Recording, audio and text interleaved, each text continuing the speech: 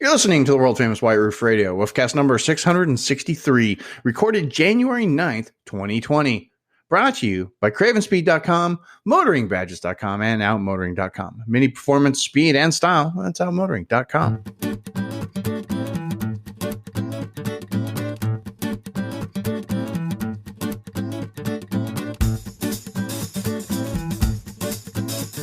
Let's have a party. Let's have a party in Vegas. Let's have a party in Vegas. Hey, everybody, it's DB in Arizona. Brand new episode of World Famous White Roof Radio of 2020. We're back. Hi. Our death show, ladies and gentlemen. Our death show, yeah. That, of course, our good friend Todd Pearson, motoringstripes.com. The good Reverend's with us as well, our head mechanic, chief motor, Mr. Chad Miller. Yes. DetroitTuned, DetroitTuned.com has joined us as well. Gentlemen. We're hoping Canada takes us over soon. Yeah, man. Texas is going to secede and be its own state. We want to be Canadian. Wouldn't it be great if like every Starbucks was instantly replaced with Tim Hortons? Tim Hortons? All over that, man. I'd be in there. I just saw somebody Tim Hortons just did something cool on Twitter, and I forgot what it was. Because they when Meghan Markle and that's what it was. Harry basically said we're not going to be royals anymore. We're going to move someplace else, and we're considering Canada. Basically, Tim Hortons tweeted out, they're like, hey, if you guys decide to move to Canada, free Tim Hortons for life. Think about it. Yeah, that's right. I don't know. That's pretty strong. That is pretty strong, man. I'd move to Canada for free Tim Hortons for life, I think. Especially if it's not just coffee, if it included the donuts. Like the whole menu? If it included Timbits. Come on. Yeah. I don't know, dude.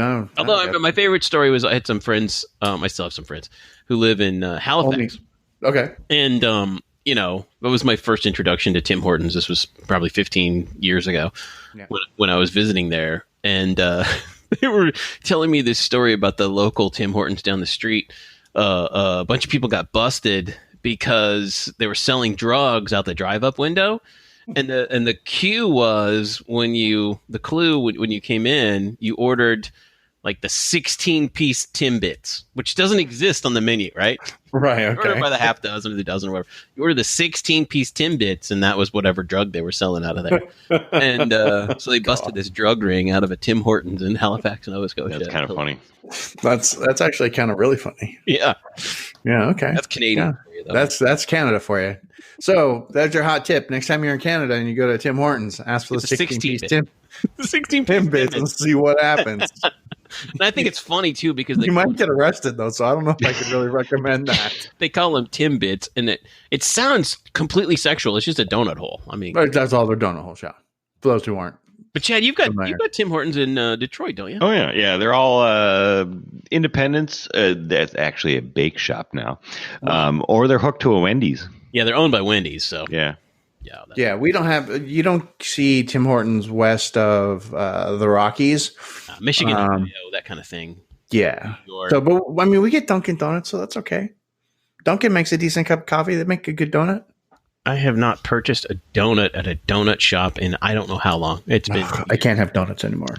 Mr. Mike brought back Philly donuts for us. Oh, of course, he bring back the whatever his favorite are is Yummy's donuts. Yeah, Yummy's. Yeah, they're not bad. I mean, no, they're really good. Not bad. They're a good donut. I'm not sure I'd bring back 2 boxes on a plane for people in a different state. Good.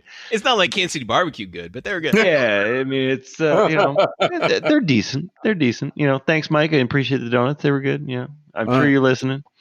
Chad, for our meetup in Vegas in March, I'll bring some from a local shop in Phoenix called Bosa Donuts. Oh, and Bosa's that Korean place.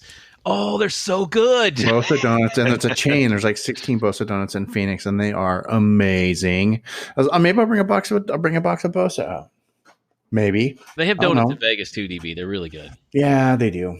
But you can't have donuts. Donuts are bad for us. We're old. We can't have donuts anymore, Todd. Well, you know what? Chad's a kid. He can have donuts all he wants. I can donut it up. It doesn't matter. We need to make a road trip when we're in Vegas because you know what they have in Vegas now are dispensaries. Right. So but the ones in Vegas, I think they're medical. So if you want to go, dude, it is recreational in Vegas. Has been for about 2 years. Okay. Yeah, they're doing it on the street. You walk outside, and I shit you not. You walk out, and we're smells a smell of pot. We're staying at Aria. I hate that.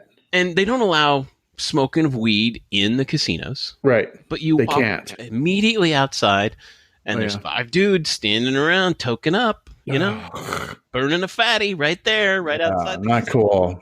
So what kind of road trip are we going to have around pot then, Dodd? I don't know, man. We'll go get some edibles. Go get some gummy bears and just have a nice weekend. I just can't do the smell. Yeah, that's anyway. It's funny. Don't remember what we're talking about. Get some brownies or cookies or something like that. That's totally I don't mind legal. the smell. It's just I don't like it in my lungs. Well, that's the thing. You don't have to. That's what I'm saying. You don't have to smoke it. I mean, they got all kinds of things. Yeah, somebody told me that the other day, and I was like, "Yeah, I'll kill my girlfriend. She'll just die. Like she's allergic to the whole thing. She'll just be like, just ambulance right to the hospital."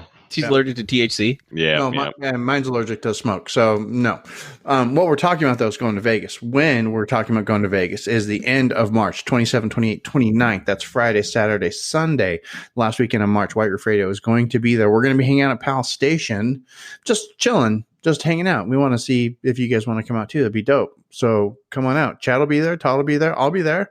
And Brian's going to try to make it down. Gabe's going to try to make it down. It's going to be a party. It'll be great. We'll probably even have some giveaways. Maybe have some giveaways. Let's put a maybe and a question mark and put that in pencil. I'm just going to pack my suitcase with all the badges, mini shit that's in my closet. Yeah, we could totally find tons of old stuff. I mean, we could probably find Randy Webb's old T-shirt that he ripped off before he got on the scooter. I'm gonna have for some of those really old people. Oh shit! Maybe. I do have a ton of mini crap. Anyway, it'll be a lot of fun. It's the AMVIV Remembrance Tour 2020. We're just going to be chilling at Pal Station. We're not planning anything. If you guys want to be there, come hang out. Just get out. Go to Vegas. Other mini people you haven't seen in a long time, and that's why we want to do it. We haven't seen you guys in, I don't know, like forever. So it'll be fun. March 27, 28, 29, Pal Station. Because AMVIV doesn't exist anymore, nor does the Sin City Mini Club. So correct. So this will be a lot of fun, and we're just going hanging out. But we know those people are still around. They're still our friends. We still see them on Instagram and Facebook and all the stupid Facebook and all the. And when we go to Vegas, we still see them. So it'll be awesome. We're ready to hang out. So that's enough about that. That's the AMVIV Remembrance Tour. We're going to do that. That's 2020.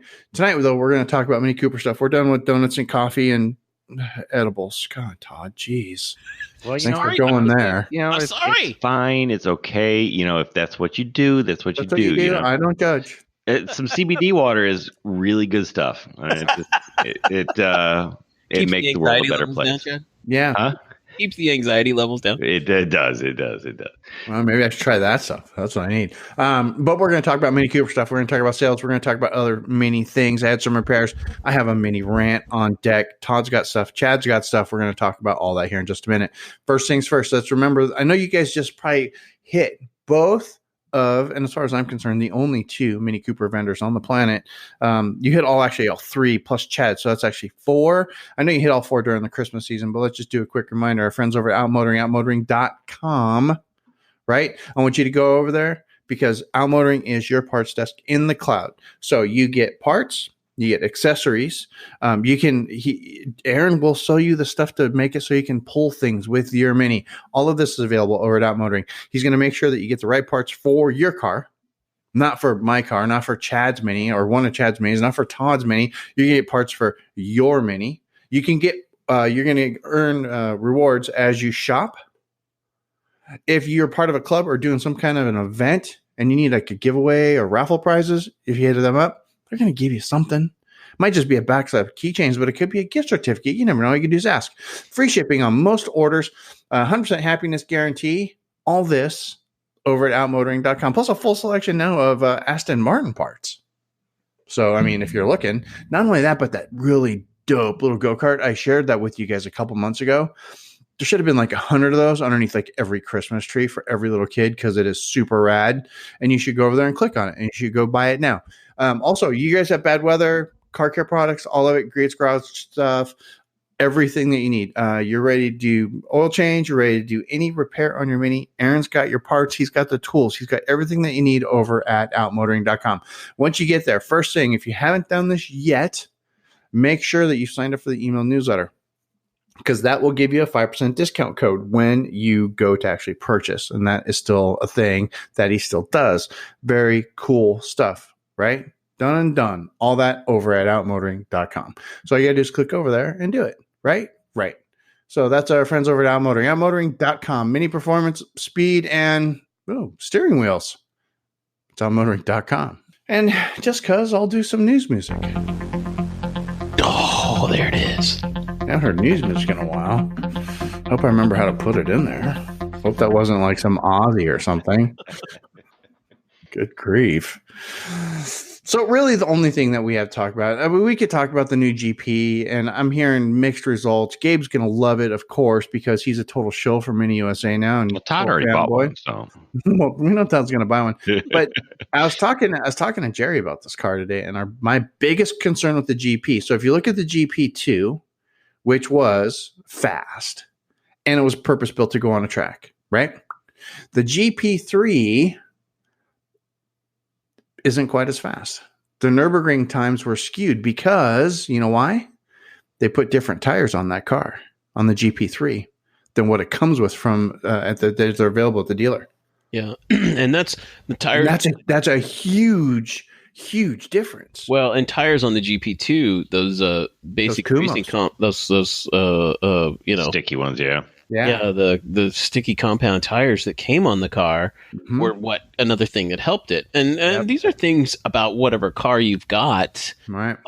That you can increase the performance of by getting better tires, better brakes, better suspension.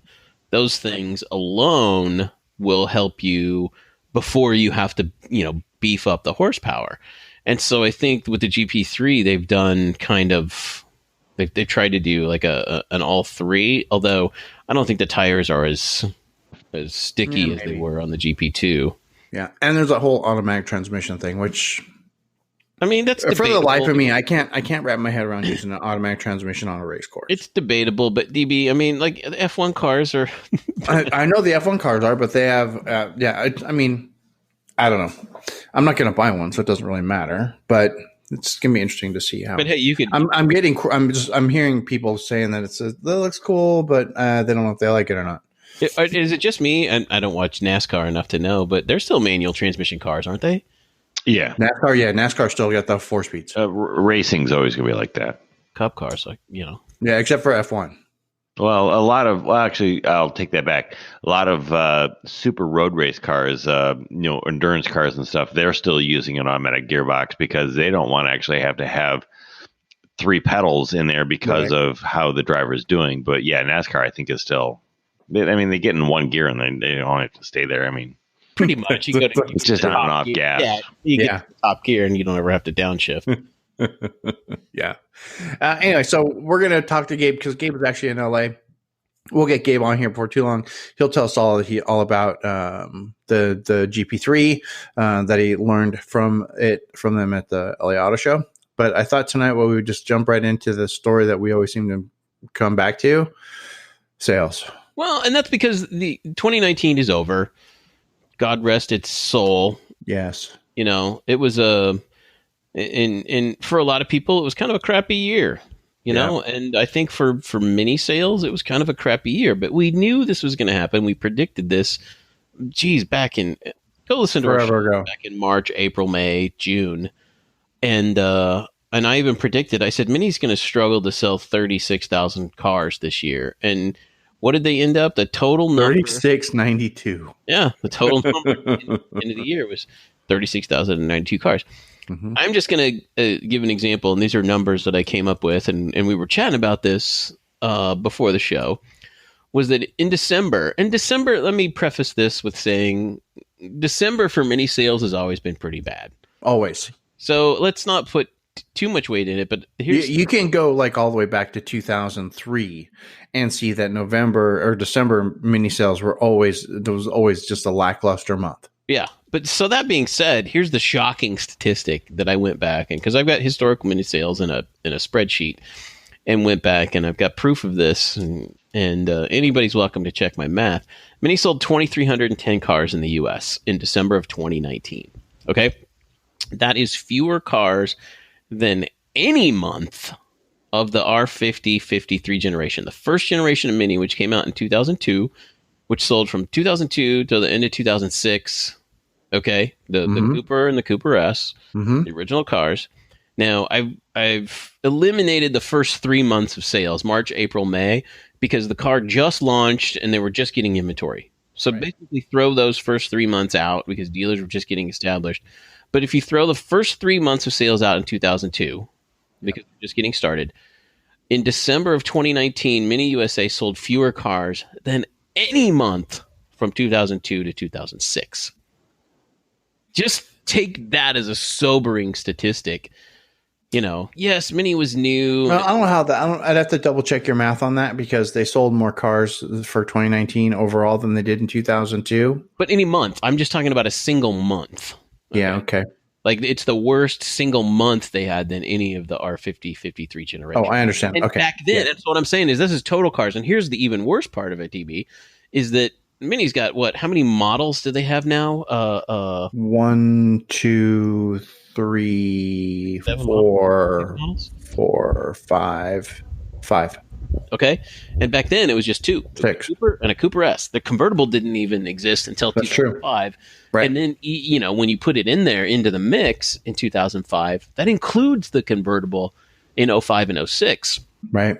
So they sold better than they did. So it's kind of a sobering statistic. So if we fast forward and look at that and go, here's another really bad number that we didn't like. The Countryman in December of 2019 only sold 696 units in the country. And that's really low for that car. And I think I was looking back, the third or the fourth worst month ever in the history of the Countryman. So it's in the bottom, let's just say it's the bottom 5. Yeah. And it's been on sale since 2011. Right. Okay. So 11. Yeah. And I mean, it's down a lot because if you look at because the Countryman just went gangbusters from the get go. Its best year was, in fact, its fourth year out of 22,000 units. And then 2018, 17,000 of them sold. But last year, less than 14,000 Countrymen sold. Well, and the reason I bring this up is because Gabe always likes to say that, the small car market in the U.S. is dying or dead. Okay. And a lot of people agree about this. Okay. That everybody's going to SUVs. Well, if that's the case, then the Countryman is not the SUV people are flocking to. And I think the reason is that, and we've heard this publicly from many people at Mini and Mini USA, is the public's response is, and I'm not kidding about this, is the Countryman's too small. Yep. Yeah. Okay. And the diehard Mini people, so you're walking this fine line of as many as I just put an SUV in my garage, and you know what car wasn't on the list? Yeah. The Countryman. You know why? Why? It's too small. Really? I need a car that'll carry a bicycle. Okay. Yeah. I always thought without putting it on the roof. Too small. And again, this was the R60. The Countryman is a perfect size for carrying 4 people and 4 people's worth of gear for a weekend. Yeah. But I bought a SUV because I needed a pickup truck and I can't afford a pickup truck. Right. No, I get that. And this is just it's not me saying it. It's not my point. Yeah. DB, you put your money where your mouth is. You bought something that wasn't a Mini. Correct. So I get that those statistics are probably correct. What people are saying is that the Countryman is too small. So I think we can see in the next generation, some Mini offering is going to get a little bit bigger than the Countryman. Like X3 sized. Yeah. Maybe. Whether it's still the Countryman and the Countryman just gets bigger or whatever. You think they do that? I don't know if they would, dude. No, I think they will. I think they're going to.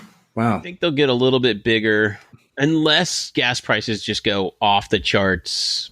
Stupid, whatever, which is bound to happen here pretty soon. That's due. Because here's the other funny thing is an article came out, and it was an automotive article about a week ago that said that hey, SUV drivers, get this, the second only to power plant pollution, SUVs are the number 2 cause of global warming and pollution in the world. Wow, let that sink in. So, wow. DB, you're doing your part, man. Right. You're changing the climate. You're doing your part. I'm just kidding. But no, it's a 2019. I don't think that's a problem. I don't think California would allow that car to happen. But no, seriously, I think SUVs, as far as, and I think it's the fact that they're still not getting great gas mileage. You're still in the 20s. You're probably still in the 20s, yeah. Low 20s, right? That's the only thing disappointing about that car that's in the garage now. It says the car that it replaced got better gas mileage than the Mini. Yeah. Right. And your new SUV, your new Chevrolet SUV probably gets 22, 23 miles. It gets 23. I think it's 23, 28 is its rating. I haven't actually checked. We haven't had long enough to actually check it. Right. It gets driven 3 miles a day. So, but anyway, so what I'm saying is that the offerings that Mini has on the table right now in the U.S. clearly are not what's attracting buyers from other things. Now, we heard this when Gabe did his interview with the head of marketing for Mini USA. Yep. And if you haven't, that was Steve Ambo. Go back and listen. That was a very good interview. And if you haven't listened to the other one as much as Mike Payton, go back and listen to that one as well, please. Thank you. It was fantastic. And he was talking about both really good. The future of, advertising and marketing, and the fact that Mini knows that they've screwed up, and they screwed up a while ago. That the whole premium whatever that they did in 2014 that we all said was hipster malarkey really was. We were right. We were right. To the benefit of the people at Mini USA, it wasn't their fault. Okay? They didn't choose that path. That path was chosen for them. Correct. And now they've kind of been given the autonomy to say, we don't have to market our cars like this anymore. We can go back to the fun spirit. And if you've seen any of the ads lately over the last probably 3 to 6 months, you can tell that they've gotten the spirit back into the brand. Okay. Even if you've seen any of the new TV spots, which are showing up on cable, they're not so hipster malarkey. No, they're pretty good. It makes the car look like it's fun to drive. Yes. But my question is it too little too late? Because I got to thinking about this, that sales are so bad, and it's pretty bad. Okay. And it's been getting worse, and it's kind of stabilized a little bit for a couple of months towards the second half. Todd, let's just go and just cut to the chase. So from 2002 to now, the best year Mini USA's had was what year? 2013. 2013. So from 2013 to 2019, what kind of what's our variance there? What's the delta? Mini sales have dropped 45.7%. 45.7% sales decrease in 6 years. Annual sales. Okay. Annual sales decrease. And that's a lot. I think it's kind of plateaued. I think Mini is a brand. This is my opinion, and been watching this, is that I think they can be a 35 to 40,000, maybe 50,000 units a year in the US. Okay. But to do that, to survive as a company and not, have everybody losing money, because what was the other statistic we saw during the lawsuits last year was that more than about half of the Mini dealers in the country are losing money. Yes. Okay. So my attitude is, if I were looking at this as, whatever from a corporate standpoint, I'd say Mini USA needs to close 25 to 30% of its dealers in the US. That's harsh, but they need to close. Whether that's but the problem with that is they can't do that though. Right? No, it's going to be. It's more like 25 to 30 Mini dealers need to just close. Well, it's kind of natural. Just become a service thing. Well, because we've seen 5 or 6 or more close in the last couple of years, and so eventually it's going to be natural selection, if you will, survival of the fittest. Yeah. These underperforming dealers, the ones that can't. Just the ones that aren't selling any cars. Well, the ones that can't survive selling 5-10 cars a month. Right. And I know those are out there. I've seen the numbers. It's sad, and they can't hang on forever. But my attitude is, look at it this way: if 25% of the dealers in the U.S. closed, I think the total market for the country would still probably buy 35, 40, 45,000 Minis in a year. Okay. Well, that math is it would increase the existing Mini dealers by average nationwide up to about 40 to 50%. Okay, and that would help everybody out.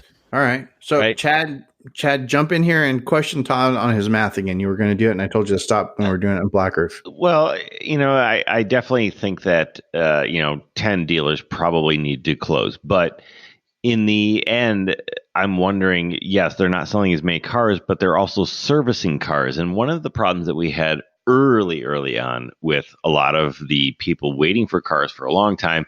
They're like, I can't get a car in my area. I have to drive 10 hours to get, my oil changed or something special. And there, a lot of that has changed because of shops like mine and Jerry's in Arizona and things like that, that there are some independents that have really taken on the dealer level type experience that can help with that. But there's still a lot of people that if you're in the middle of, BFE and the dealer is still only 3 hours away, there's no independent shop that can actually service you. So if those shops close and, they're not selling cars, they go away, that makes sense.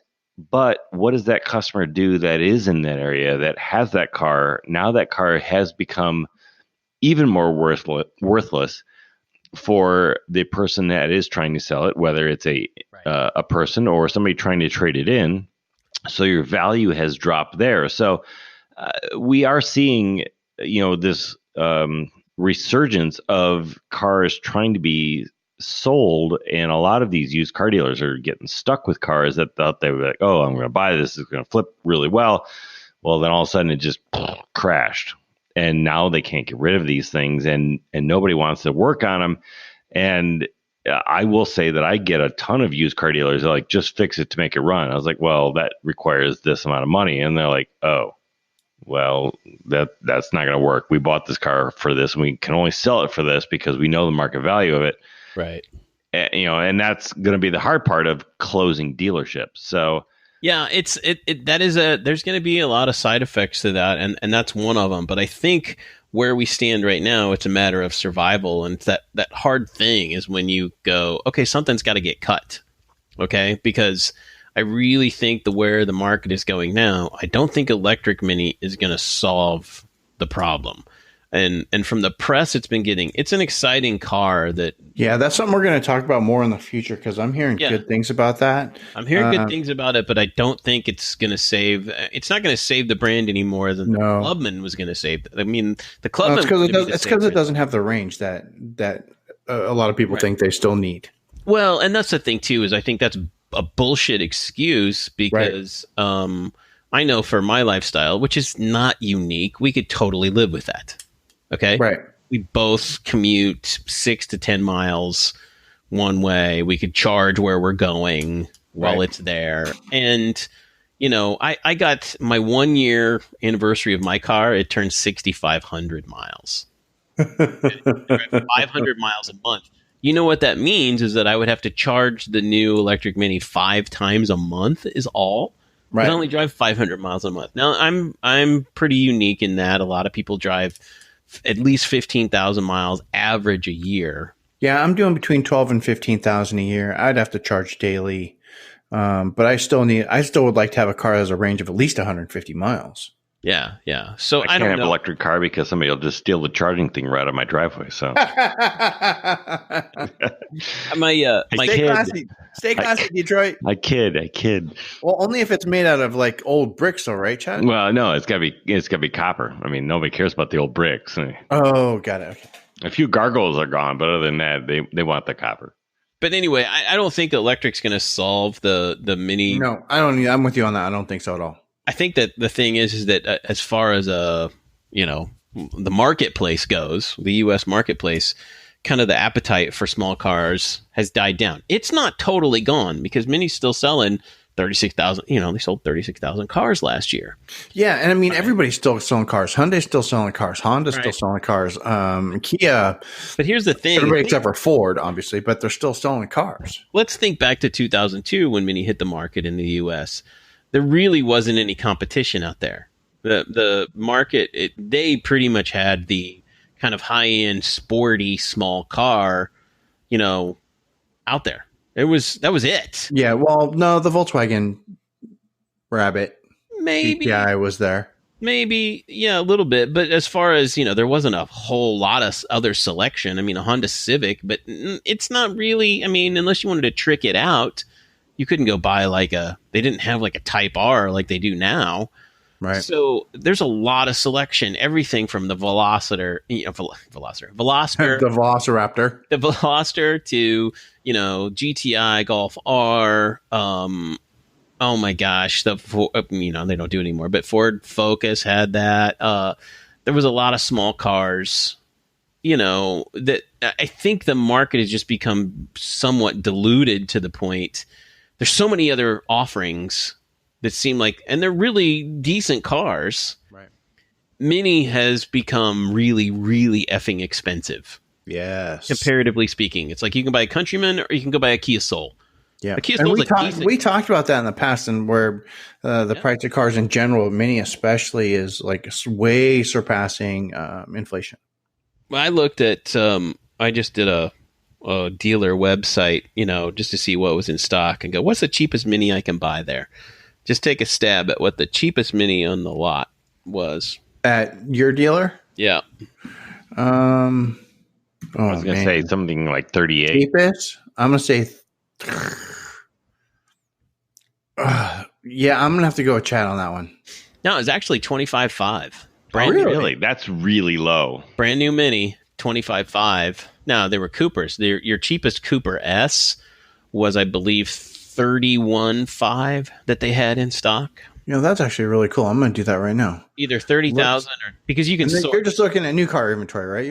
Just look at new car inventory, and you can sort. Usually, there's a search feature at the top. Just go lowest to highest. Yeah, let me see. I want to go sort by price, and I want to sort by. Is that the most expensive?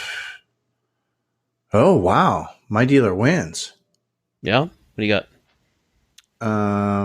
Most expensive car on the lot right now is $48,000 Clubman JCW 2020 Mini Cooper S Countryman for $43,120. No JCW on the lot here. We got a JCW. That's new. Clubman for 48 and change. So, but now if I'm looking, if I switch that around the other way, and I want new only. Oh man, I screwed up. Now it's showing me all of Penske inventory for the entire United States. Hang on. So all of the used cars. Got yeah, I want new, and I want to sort again by price. The lowest priced car we have is $20,000. Yeah, for 2020. So 20,600. So it's a base car. They exist if you want to get. They've got my dealer's got two. Yeah, if you want to get cheap, you can get a Mini in the 20s. Okay, between 20, 25. My dealer has a lot of cars that are less than $26,000. Yep. So that's exist. 1, 2, 3, 4, 5, 6, 7, 8, 9. They have 9 cars less than $26,000 right now. And they're all Coopers. Yeah. Right. Well, a couple of them are 4-doors. But yeah, that's not horrible. But let's think about this also. We know a lot of people, and all of these people, all of the hardcore Mini Takes the States fans, who have owned Minis for 15 years, like us. Those are dwindling. Okay, a lot of people have moved on. It's 15 years later. You're making more money. You can afford a BMW or a Jaguar or a Tesla. Okay, I've got friends that have done this. They've moved on to other things, and a lot of them still love. And I hear people say, "Oh yeah, I'm driving around in whatever now, SUV they've got. They're driving a Land Rover, but they're like nothing. My Mini's still my favorite car, right? The one I had was whatever." Yeah, I see that. Down to a financial decision. Yeah, we see that. We see that all the time. It's like, oh man, I loved my Mini. Oh man, I had a Switch, but I loved my Mini. We see that stuff all the time. Can we come to the realization that Mini is, and this was also said in Gabe's interviews with both the head of Mini USA and Stephen Imbo with the marketing, is that Minis are usually the second or third car in people's garages. Yep, it's not a main car anymore; it's a fun car. It's like, okay, DB, like you said, I need somebody's a utility. Corvette.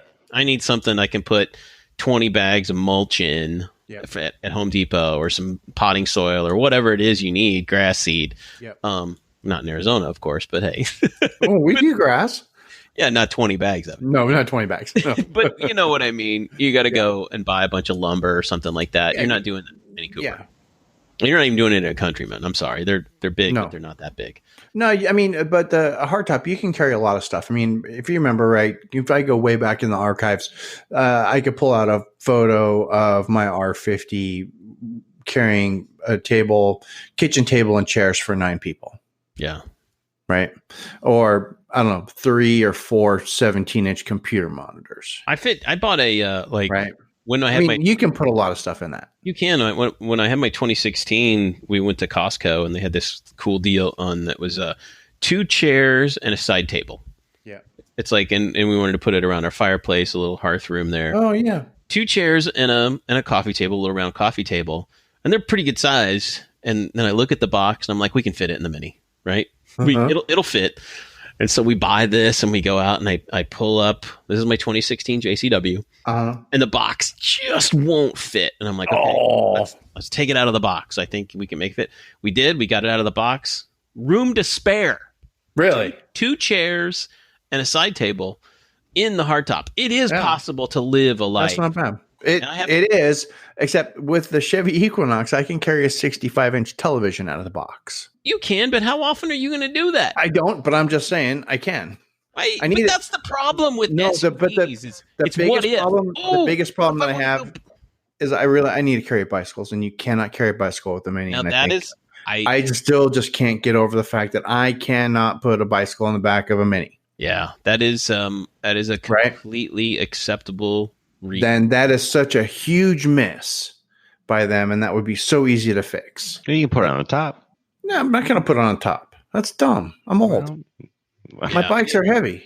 And the thing too is, if you wanted to do that on either a Clubman or a Countryman, you're going to need a freaking ladder to. Yeah, you gotta have to. Yeah, do it on a Countryman, you need a ladder. And that's what I've actually told a lot of my customers. Like, well, we need this bike rack, we need this, we need that. And I was like, okay, so you have A or you have B, and I give them both of these. But if you put it on the roof, you have to remember you have to lift that bike over your head. And they're like, oh. Yep. Yeah. And while Don's riding around in carbon fiber or titanium bikes, not everybody is. Right. Exactly. Yeah. So exactly. You have to remember the beach cruiser is not going up there. No, I'm not going to put a beach cruiser or my tandem. I'm not going to put my tandem on a roof. My tandem bike weighs like 120 pounds. And their pictures, again, while they've done this in ads and all these things, it is viable. You can put a kayak up there, but a kayak is heavier than a bike. That's the thing, is if you're going to do that, you're going to get a bigger vehicle. Yep. It's going to be easier to put on there. So here's exactly, we've just explained the fact that Mini is really not practical for those lifestyles. You can do it. It's probably not the reason you're going to buy and own a Mini and drive a Mini. Yeah, if you've got a kayak though, Chad, you could put a kayak on the top of a hardtop, right? You could. I mean, you can. They're not. If you're. But a kayak is still not. If you're in shape enough to use it, no, it's not. But it's maneuverable enough with one person where it's not so heavy where you can't actually lift it up onto the roof of a hardtop. Well, then you can say the exact same thing about a bike too. Well, I could put a bike on top of a hardtop. Right, but it's still, it's not inconvenient. It's still cumbersome. Yes. It's an awkward proposition. It can be done. You have to sweat. You have to kind of breathe heavy for a second, which is so un-American. I still think that we can do this. I still think those are outlier instances for a Mini purchase. And I see people do it. You go to the dealer, but you look in the lot of all the cars that are there for service or whatever, and there might be 1 out of 20 that has a roof rack. That's got a roof rack on it, or a bike rack of some sort on the back. Yeah. It really isn't outlier kind of thing. So we come to the realization that most people who drive Minis do it for fun. It's a commuter car. You get in, you drive it, you go to the grocery store. I do it because it's a nice car to spend 2 hours in every day. Right. It's the most pleasurable experience you can get driving, and I think we still because I don't want to sit in a Hyundai or in a Chevy Cruze or in a Honda Insight or a Corolla. The Corollas, even the new Corollas, are nicer, but I don't want to sit in one. Yeah. Well, and here's the other thing too, is until you go out in the world and you get into other cars and you drive them around and you realize how freaking uncomfortable they are to drive. Just how gross they are on the interior. Well, just what an unpleasant experience it can be to live in like a Chevy Spark or whatever, you know, or a Mazda CX-5 or even a Mazda 3. Oh, the interior is just, or even a Kia Soul. Awful. Even a Kia Soul, which any Kia, the Kia Forte, the interior on that Kia Forte, it's cheap. Oh, it's cheap. It's rubbish. Cheap. It's uncomfortable. The ergonomics are not good. And it makes a horrible sound. Oh, live with it. And so I rented that car. Remember, I rented that car and I was calling it Forte. Yeah, that was hilarious. I miss Alex. Anybody seen Alex? The Fort? You called it the Kia Fort? The Kia Fort. Anybody seen Alex? No. Okay. Anyway, moving on. You know, it's interesting as you guys talk about these things. It's like, where can we find a nice crossover, for lack of a better word, but a nice compromise between good, fun, and sporty and enjoyable, and utilitarian and usefulness and things. And the Mini used to have some of those things. Yeah. Again, I bought my dad a TV for Christmas, and it was not very big. I didn't think this was going to be an issue. 55 inches. It literally just fit in the back of my R53. It rested on the headrests. I mean, it took up every inch of that 53. I carried a 55 in the back of my 50 out of the box. I had to take it and unbox it. It was out of the box. Mine was in the box. I had to leave it in the box. We're wrapping up for Christmas. Maybe I did leave it in the box. I don't remember, but I got one in the back of my car. I know what you're talking about. But we literally took it out of my car and put it in the back of the 2019 GTI. Yeah. Room to spare. Yep. No moving of seats. Again, this car is a 4-door, but it doesn't feel like a 4-door. Well, but the thing is, the GTI, Chad, is as big as a Clubman. Lengthwise, probably, yeah. Yeah, it's within. Yeah, but you'd be hard pressed. Inch. I'm with Chad though. You'd be hard pressed to put a 55-inch TV in the back of a Clubman without putting the seats down. Yeah, you'd have to put the seats down. Yeah, you'd have to put, and I had to put the seats down. I had to do a lot of things, but like it kind of like was like, oh, I'm pushing this in. I'm just getting it to do, and I had to like have the seat all the way forward and all the way vertical, and the top of the TV was right on the headrests, and we literally took it out of that car and put it into the GTI, and we're like, we don't have to move the seats at all, and there's 3 inches, 6 inches of room on each side, and we still had room for other things. This is where Mini needs to really think about these things and say, hey, we need to make this car functional. We need to make sure that they can do X, Y, and Z. We are advertising these cars to be the outdoors, the adventurous type car where we're that new Countryman ads. I know you're talking about. All those exactly. You know, the dude with the lumberjack shirt and everybody is out there, you know, camping and all these things. But the car physically isn't doing that. Yeah. Well, because you can't put all that stuff in the back of a Countryman. Within reason. Yeah. I mean, yeah, there's some room, but you know, it's not exactly like you kind of be like, I came to the hotel and I wanted to have the spa treatment and they had one masseuse. I was like, well, there's nothing more. Where's the rest of it? Right. The commercials were not quite misleading. And that's where they need to show the commercial and the people are like, oh, that's really happening. I can really do this. Right. And it all comes together. Let's put it this way. Even with like, I think we're making the point for Mini could stand to get a little bit bigger with the Countryman.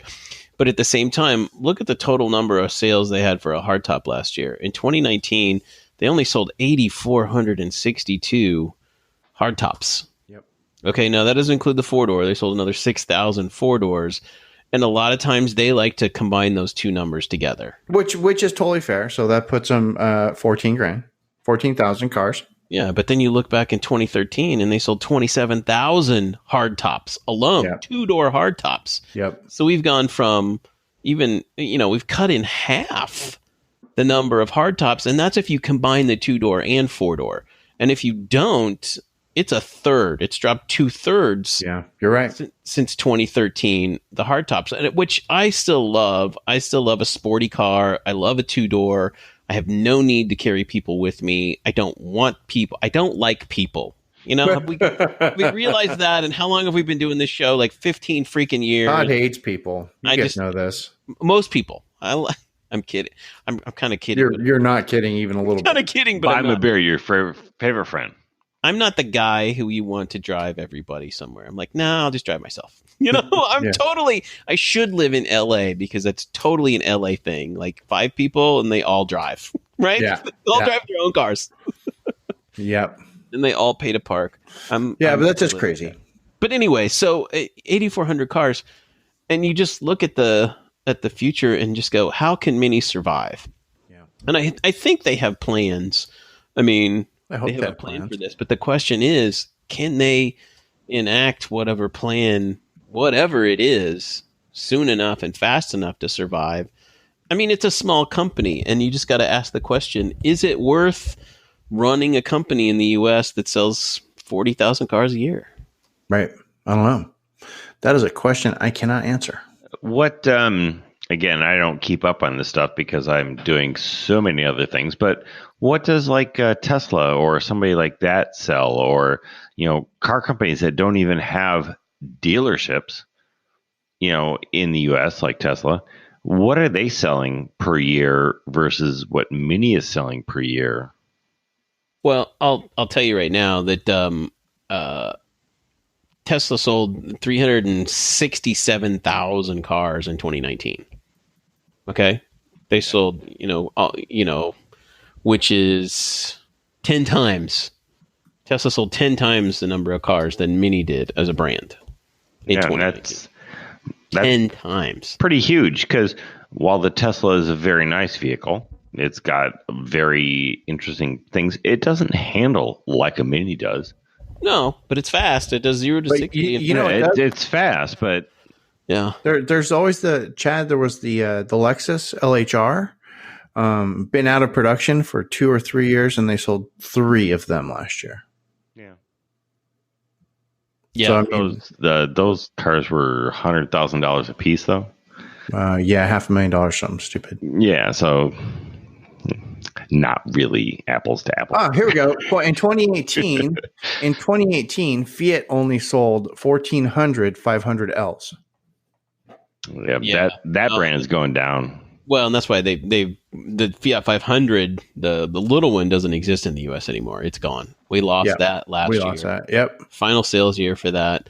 But here's another example of like the Hyundai Veloster. Let's just say, and that's just one model that Hyundai sells. Hyundai sells quite a few very popular cars. They're just under 13,000 in 2019. Okay, so that's comparable if you combine the 2-door and 4-door Minis. Yep, that's about the same. Okay, all right.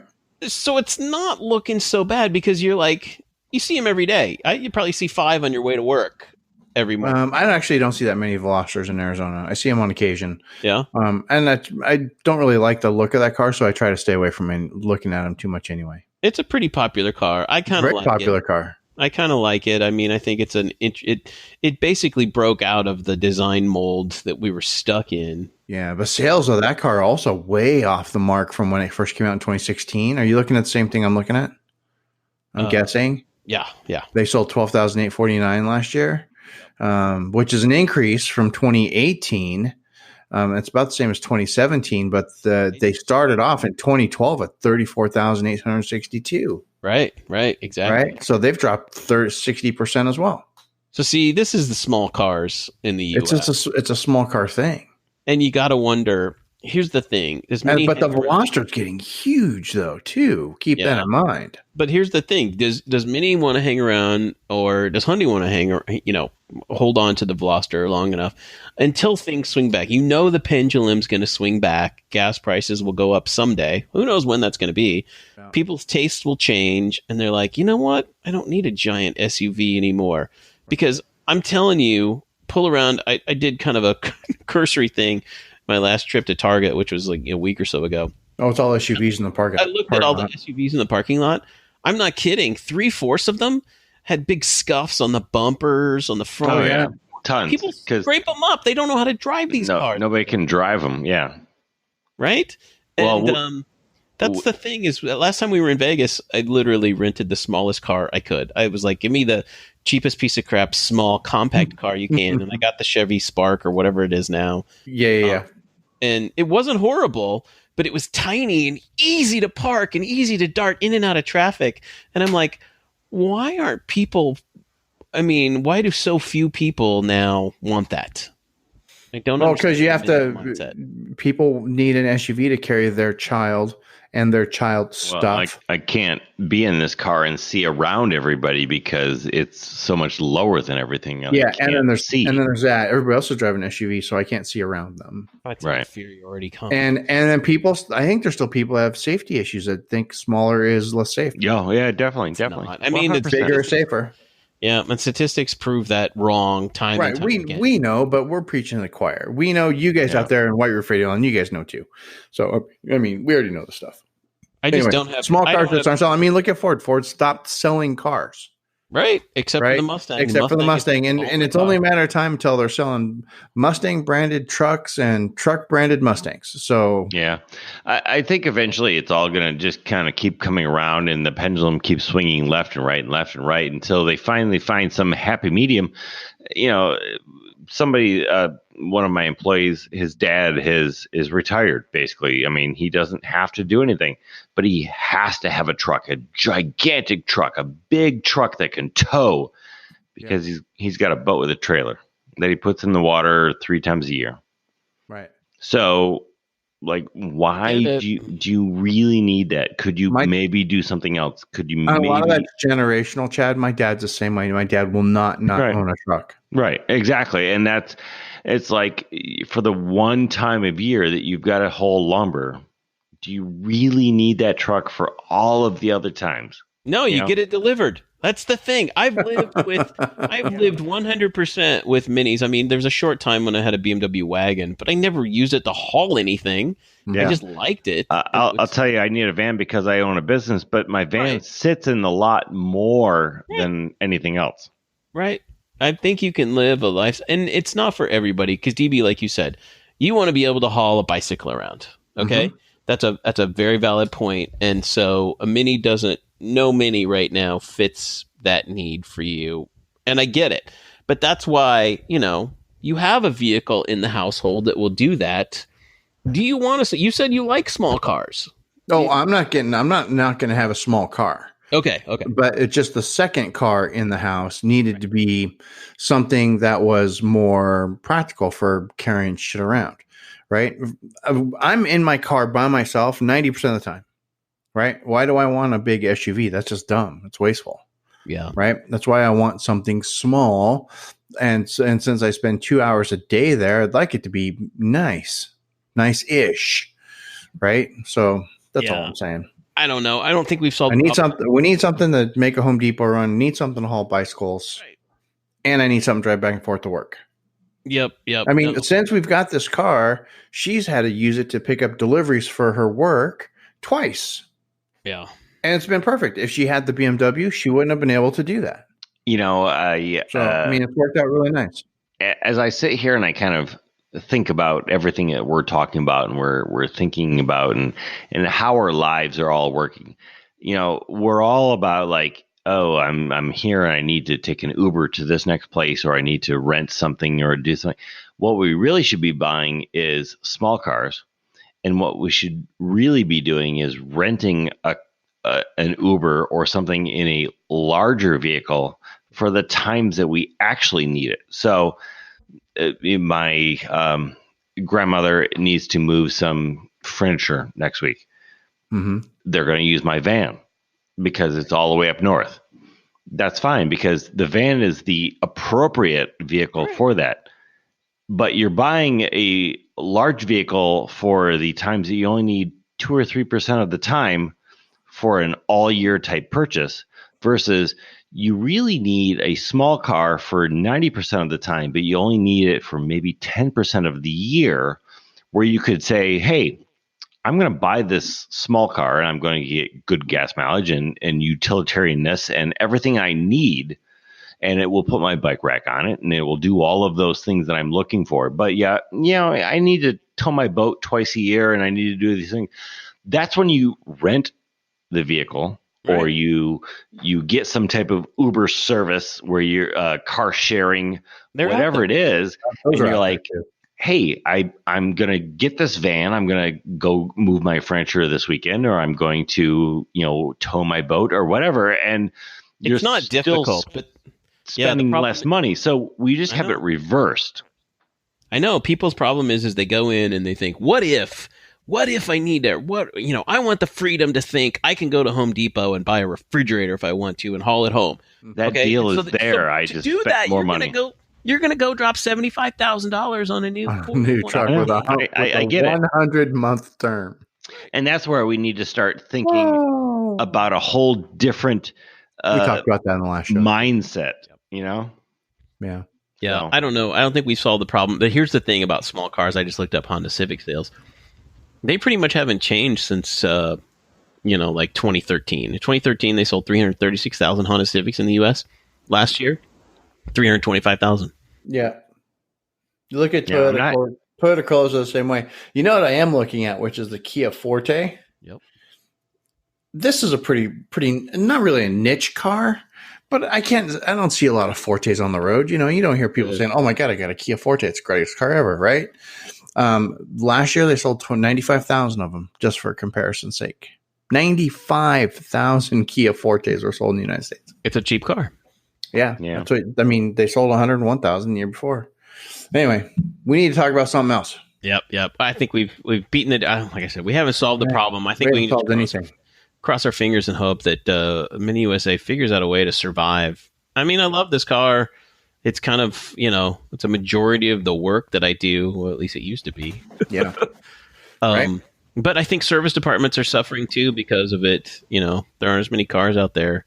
Yeah. And that's hurting down the line. So let's see what happens this year. Fingers crossed, guys. Fingers crossed. Let's tell you guys really quick about one of our other fine sponsors here underneath the White Roof. Our boys over at Craven Speed, cravenspeed.com. We love these guys.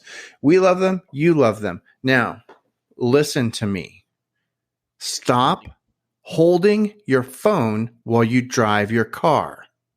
DB will come and punch you in the neck. I am going to come punch you in the neck. Any car. First of all, you are driving a car in the United States, which means your car will connect to Bluetooth, your phone to Bluetooth, and there's a microphone and speakers. Although probably not the guy I saw driving around in the MR2 the other day. Okay. I know you're going with that. The majority of you people who are driving around holding your phone like you're on some kind of a TV show and you need to, make sure that the camera can't see your screen. There's no camera looking at your screen. Stop holding your phone while you drive. Oh my God, why do people do this? You have no idea how idiotic it makes you look. And let me tell you what you're going to do anyway. Okay? I've got a solution for you to cure my frustration. I want you guys to click over to cravenspeed.com because at the end of the day, it's all about me. Honestly, it really is. Unless Gabe's here. And then you know what? It's still all about me. I want you guys to click over to cravenspeed.com. And the first thing you're going to see is Gemini phone mounts. And you're going to go over to find one for your car here. You're going to click that link. And you're going to click that link and you're going to find the Gemini for your car. And there is one now for quite a few automobiles, like a lot of different brands, makes, and models. Okay? Good chance you're listening to this show, you got a Mini.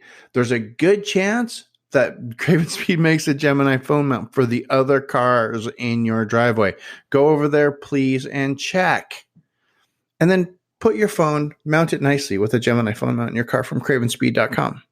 And that way, when you're driving down the road, you're not holding on to your phone because it's being displayed properly right in front of you. Okay? And then pair the damn thing to your Bluetooth. Oh, gosh, you people. Do it to all your cars. Do it to all your phones. Do it. Please. No, please. Do it. No, please. You can always be polite. No, Chad, it's all about me right now. And cravenspeed.com, right? Gemini phone mount, one for everything. Craven Speed's selling stuff for every car now. Not every car, but a lot of cars. All you have to do is click the pick your car link and you'll find all the different things that they sell for all the different brands of automobiles. Of course, you guys are listening to us here, so you're doing Mini Cooper stuff, and you guys already know they have all the really cool Mini stuff, right? Especially if you're an R53 owner, you're going to get the pulley. if you have a car with a dipstick, you have to have a Craven Speed dipstick so you can read it and it doesn't break. The really cool short shift kit that is just, so choice, right?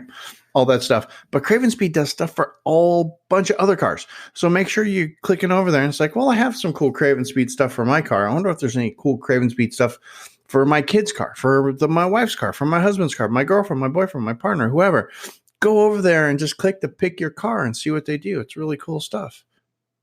And then when you place an order, there's a comment form there. I would like you to make sure that you're saying, hey, thanks for supporting White Roof Radio. We really appreciate that. So do they. They, of course, are really good, bestest friends in the whole wide world. Craven Speed, cravenspeed.com. Boom. Motoring badges, MTTS. You can get Craven Speed stuff from Chad, too, and Jerry, and Way. Yes. Right? All of That's them all, carry it because they all carry Craven Speed stuff.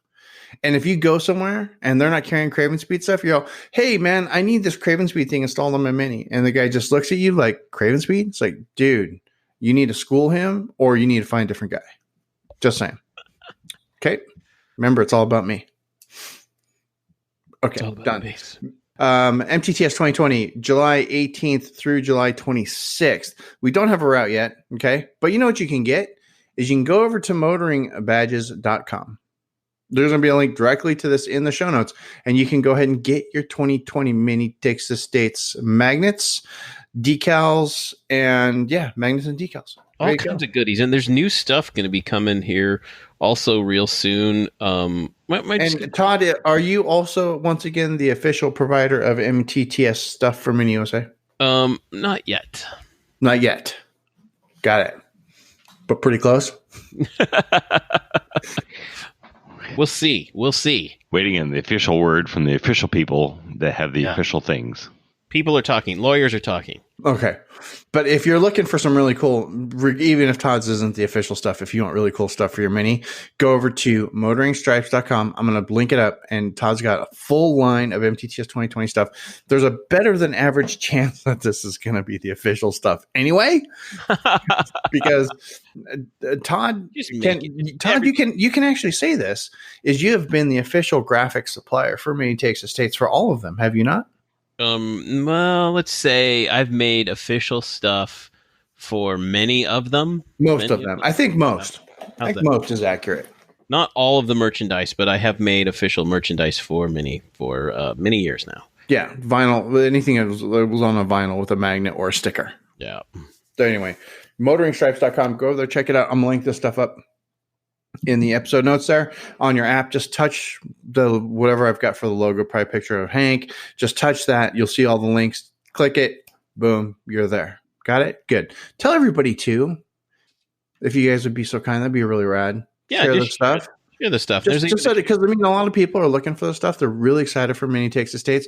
I'm really excited. I know Chad's excited. Todd's excited. We're all super excited for Mini Texas States. I know I make fun of you guys, but I'm just getting punchy because it's late. And I'm like, because all of the items over at Motoring Badges have a share feature. If you go to the individual item, you can just hit share on social media, and it'll go directly to your Facebook. It'll just let you post it. Yeah, see? It's very cool, very easy. Just hit the share button. Just hit the share button. Yep.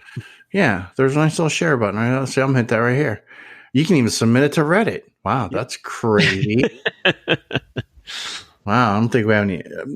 Well, that's a comment for another day. Yeah. Anyway, Mini Texas States 2020 stuff. Or it's Tumblr. all over there. Does that even exist anymore? What's that?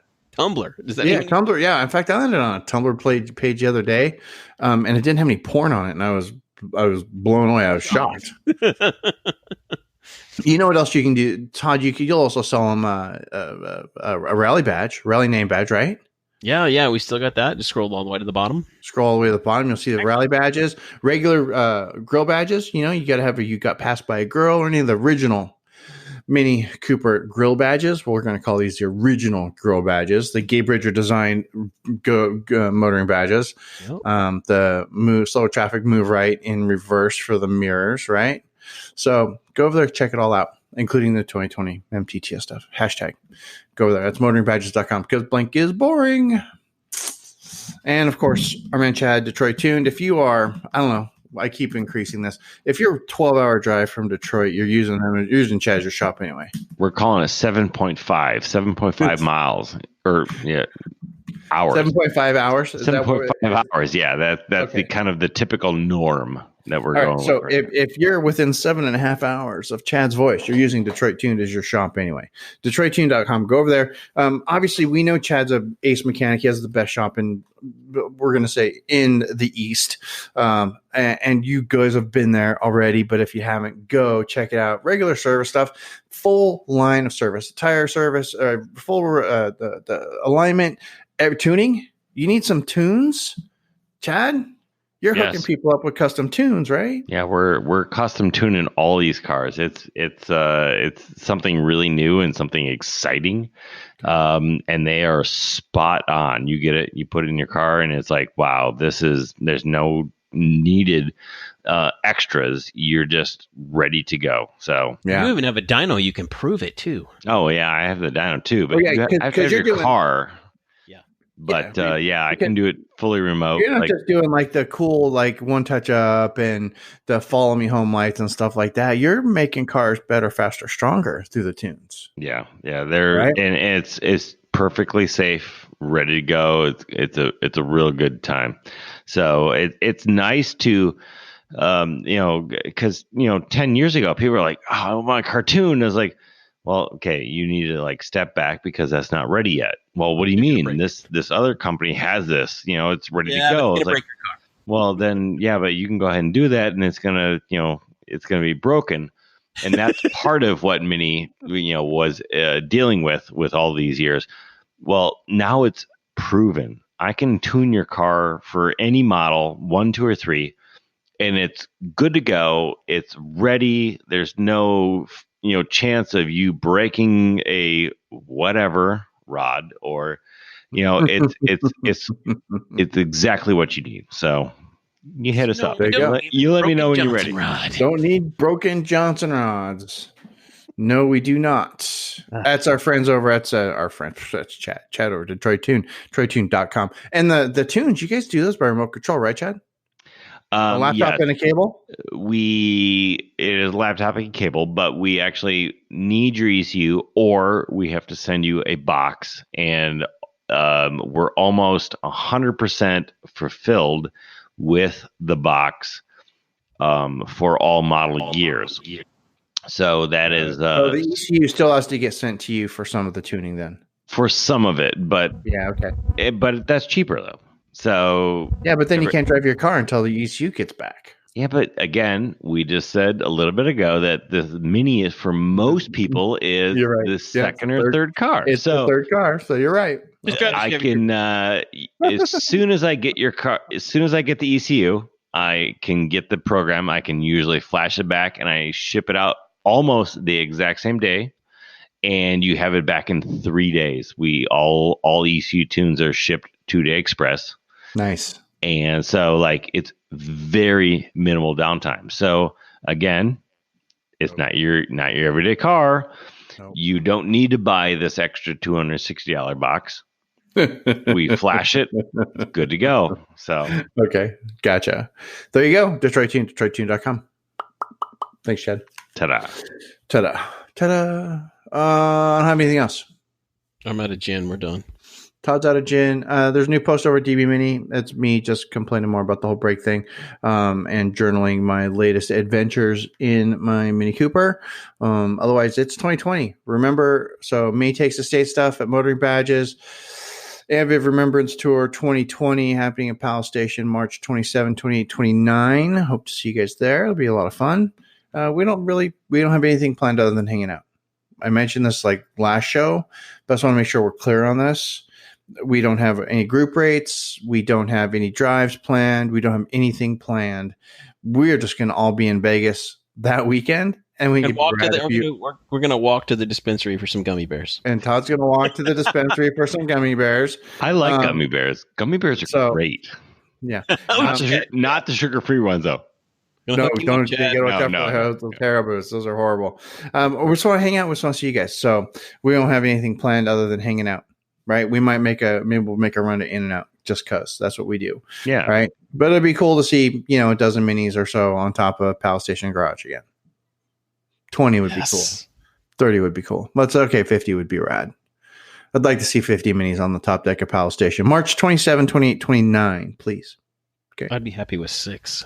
I'd be happy with 6. Well, one of them's going to be mine. We'll get more of 6. I mean, aggro will be 1, and we'll have a couple more. That'll make 2 because aggro will stop by. And if we can get Scotty to come out, that gives us 3. 6 is an easy get. I'd like 6 is easy. I think if we were really stretching it, we could say 27. 27 could be a hard number. Yeah. But I know I won't be there with 1 mini, and I'm sorry, I'm flying in, but I'm going to be there. I swear to God, I'm buying DB Guinness and Todd a Scotch, or something, vice versa. We'll figure that out when we get there. Anyway, it'll be a lot of fun. Beautiful. So that makes that part done. Finally, last thing, it's first show of the year. So I want to remind you guys about a couple of things really quick. If you click over to White Roof Radio, you've got all the ways you can subscribe to White Roof Radio. I want to tell you about some other changes I've been making for the nerds out there. Is all the pages that are powered by me are now HTTPS. What that means is they're a little bit more secure. When you go in, if you leave a comment, for example, that traffic's now encrypted as opposed to not being encrypted. It's 21st century stuff. You're not going to see it on Motoring File yet or Bimmer File. On the file family of sites, we're still working on those, but the Don Burnside sites are all sorted out and squared away for your safety. Number 3, when you get over to White Roof Radio, you're going to see a new page over there. It's going to be called Privacy. There's going to be links there to privacy statements for everybody that we use for that could have privacy. Here underneath the White Roof, we don't collect any of your information. We don't have access to any of it. I might have your IP address somewhere, maybe, but I'd have to dig through like 14,000 terabytes of logs to find it. Everything else, it might come from somebody else. Everything that we use, everything that we do in association with you, the listener, we don't collect any data beyond your IP address, which is not personally identifiable, which is really nice. Hell, we don't even return emails. What are you talking about? No, Todd doesn't return emails. Yeah, I don't need an IP address. Doesn't matter. I'm just letting you guys know, but there's going to be a new page. If it's not there now, it's going to be there very soon. There'll be a new page called Privacy. There'll be a link back to all the privacy statements for our hosting company and all that kind of stuff. You're going to find all that there.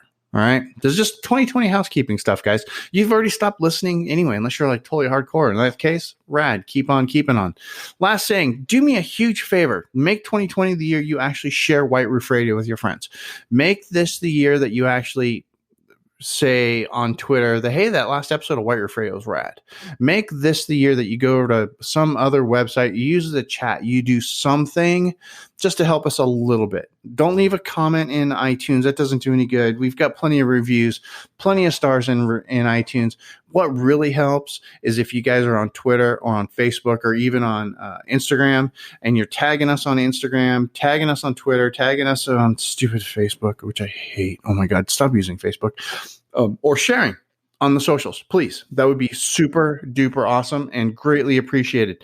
Like a lot. Okay, cool. And then the last thing for reals, and then I'll make the funny clicking sound, is we're still making that other show, Black Roof Radio. For those of you who are interested, Black Roof Radio, super secret, top secret club, where it was invented so Gabe could cuss, and we didn't have to put that into iTunes. And it just kind of steamrolled into like our pre-show, basically. It's like a Red Fox album. Sometimes it's like a Red Fox album, and sometimes it's just it's a second episode. Most times it's a second show of the week. And usually it's just as good as the first show, but without all the advertising stuff, because you guys are paying for that separate. All you have to do, click over patreon.com/White Roof Radio. And all you have to do is kick in a something per month. It's entirely up to you, and you'll get access to that. 2020 is a year I'm going to try to come up with some really cool stuff, not butter, but something really cool for you guys that have been helping us out for a long time. And that little bit that we make from Patreon actually does help. That covers hosting costs. Done. Right? Super nice, super helpful. My goal still is to make this listener supported. And that takes you. If I could get 300 of you guys on the Patreon page, this show would be listener supported. 300 people. Simple. Do it. 2020 is our year. I know it is. But Now we are done. Officially finished. One more quick check with Todd. Todd, you're done? Yeah, I'm beyond done. Beautiful. Chad, you're done? I am good. I don't have anything more. Excellent. Thanks, fellas. Again, thanks everybody for following along, staying with us. We really appreciate it. Hope you had a great holiday. This is the part of the show, though, where I do like to make that funny clicking sound. And then I say, questions, comments, or concerns, go ahead, click back over to whiteroofradio.com. There you can leave us a note in the show notes. You can also email us, feedback@whiteroofradio.com. Until next week, gang. This is DB. I'm done. Cheers. See ya. Oh, dude, how long am I going to be walking around with my fly down? Totally leaving that in, too.